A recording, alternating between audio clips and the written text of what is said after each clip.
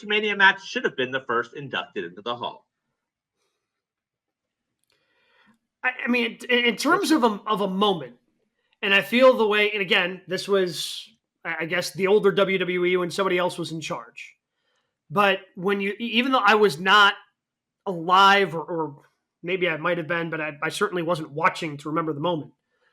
But Andre versus Hulk, like, had to be the first match to go in, right? Like, the way that had been pushed for years and years and years of, like, being the biggest thing ever in WrestleMania, when Hulk Hogan body slammed Andre the Giant, and the way that whole thing was built up.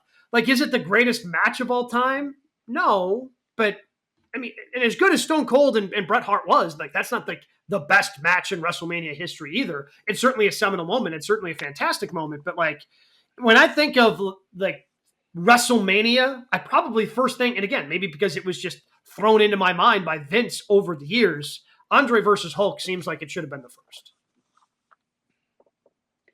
I'm going to guess, and I haven't talked to anybody, but I'm just going to guess that they just wanted competitors to be a first one alive.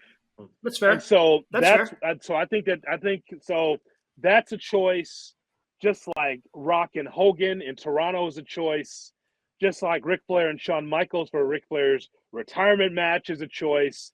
Edge and Christian, Dudley's and the Hardys at some point, that's going to be a choice. So I just think that they just want to have the feel good of, hey, here's two people that can talk about their match at the podium and for the Hall of Fame, because all the rest of these, like, we would love to see Razor Ramon and Shawn.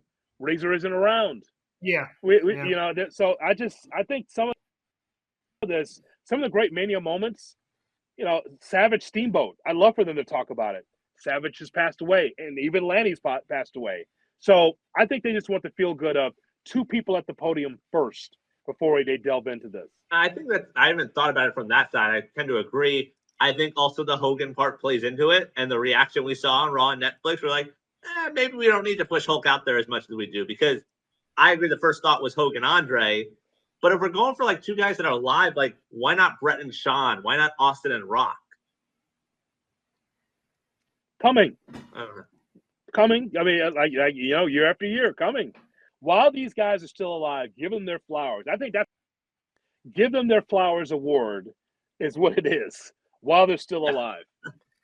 Well, and you can do that because, like, obviously, like, HBK Taker would fit into that as well, but I'm sure we'll hear, I guess we don't, maybe I missed it. Like, they haven't announced who's inducting Triple H, right? No. I just assumed it was Shawn. Yeah, everyone just. I just assumed it was going to be Shawn, but maybe I'm wrong. And so then you're already hearing from Shawn, so, like, Shawn Taker doesn't make sense, right? Like, whereas I think from that standpoint, I can make that make sense from everything Jay Hood said, you know, of again, because it's not an actual Hall of Fame, right? Like, it's not an actual, it's just for the event. And yes, if you're a Hall of Famer, you get your WWE Hall of Fame ring, but from the actual event, it makes sense to have two guys who are alive, two guys that are going to get a great reaction. Both are going to be there. Yeah. And you're going to get to hear from them instead of hearing, you know, turning it into the HBK show of talking about Hunter and then talking about The Undertaker. How many people? You can roll Shawn Michaels out there.